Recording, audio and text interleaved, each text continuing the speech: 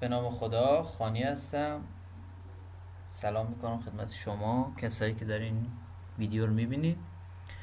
امروز قرار آموزش دانلود لایه های استرید از سایت اوپن استرید و دمو انجام بدیم با نرم افزار گلوبال مپر، یعنی به کمک نرم افزار گلوبال مپر. در ابتدا نیاز به یه گوگل کروم داریم که داخل سایت اوپن استرید مپ بشیم. میتونیم اونو تایپ کنیم www.openstreetmap.org.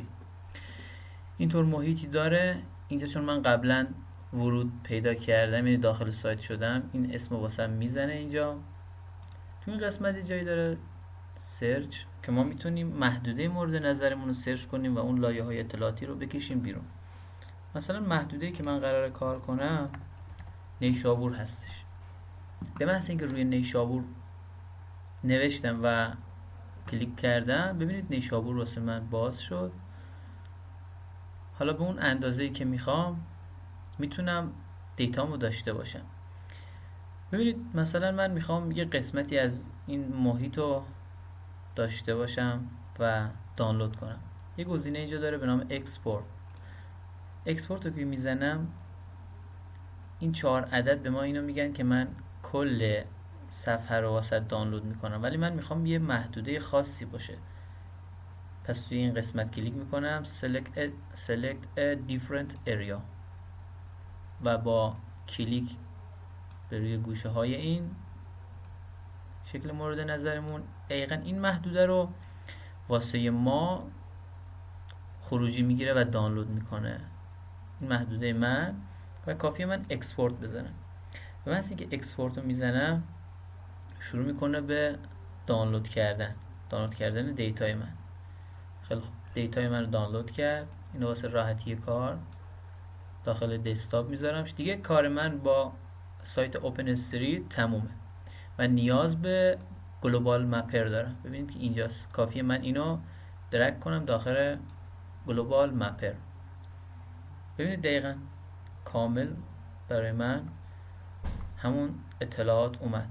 اما اگه من بخوام این اطلاعات رو ببرم داخل آرک جی آی اس و به صورت فرمت شیپ فایل باشه، کافیه که از این قسمت فایل اکسپورت وکتور رو بزنم. ببینید فرمت های زیادی اینجا وجود داره که ما روی فرمت شیپ فایل میذاریم و اوکی میزنیم.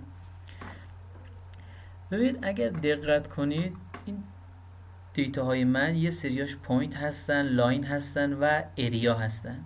پس واسه تک تک اینا سیستم میاد یه لایه جدا درست میکنه. به مثل که من کلیک میکنم به هم میگه که یه خروجی به هم بده که دسکتاپ مثلا P1 یه اسم بهش میدم اریا. دقیقا سیو میکنم. دوباره واسه لاینم به همین صورت این کار رو انجام میدم، لاین، و دوباره واسه پوینت. ولی بیشتر نیاز ما روی همین لاینه. حالا اینا رو هم ما انجام میدیم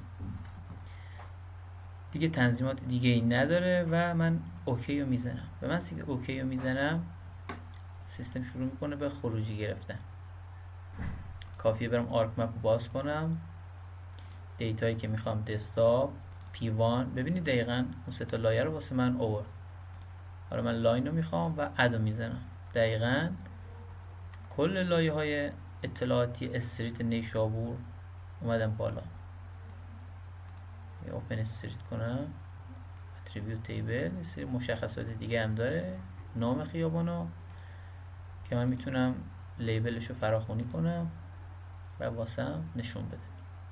حالا یه سوال، ما که اومدیم این کار رو انجام دادیم، حالا دمش رو میخوایم. واسه دم چی کار انجام بدیم؟ دقیقا تو سایت گلوبال مپر این قابلیت وجود داره که دم ماهواره اصلی رو ما بتونیم بگیریم. شرطش اینه که نرم افزارتون کرک باشه و وصل به اینترنت باشین. این دیتا رو هم دارین. میان روی این قسمت دانلود آنلاین دیتا کلیک میکنید تا باز بشه. ببینید روی استردم کلیک و شما میخواید مثلا یه محدوده خاصی از دیتاتون رو دمش رو داشته باشید، کافیه که تو این قسمت اسپسیفای کلیک کنید و دراپ باکس رو بزنید. اگه این محدوده باشه یعنی کل اینجا این دم اینجا رو بهتون میده. شما میتونید دراپ باکس بزنید و مثلا زوم آوت کنید، میخواین دم این منطقه رو ببینید چقدر دم بزرگی میشه. مثلا این قسمت دمش رو شما نیاز دارید و اوکی رو میزنید و مثلا اوکی بزنید و کانکت. دیگه تنظیمات دیگه ای نداره. ببینید دمو دقیقا به ما داد. حالا اگه من بتونم اینو به صورت سه‌بعدی هم به شما نشون بدم، تو اینجا هم یه گزینه 3D داره که میتونه این کار رو انجام بده، show 3D view. اگر اینجا عمل کنه که نه اینجا عمل نمیکنه. ببین الان من اوکی بزنم دیتای من کلا گلوبال مپرم بسته میشه. حالا دوباره این کار رو انجام میدم که فقط بگم واسه دانلود دم استر که شما این کار رو انجام دادین چجوری بیارینش داخل آرک مپ. دوباره روی دانلود دیتا آنلاین کلیک میکنیم، روی استر دراپ باکس مثلا اینقدر رو میخوام، اوکی و کانکت.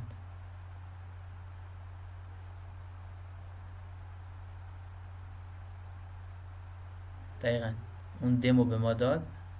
بخوایم واسه خروجی گرفتن از دممون فایل export elevation grid format روی همین فرمت آرک بذاریم باشه، اوکی و اوکی و اینجا هم یه اسم بهش میدیم دم. اگر ما بیایم داخل آرک مپ یه دیتا فریم جدید من ایجاد میکنم، ببینید دقیقا اون دم اومد.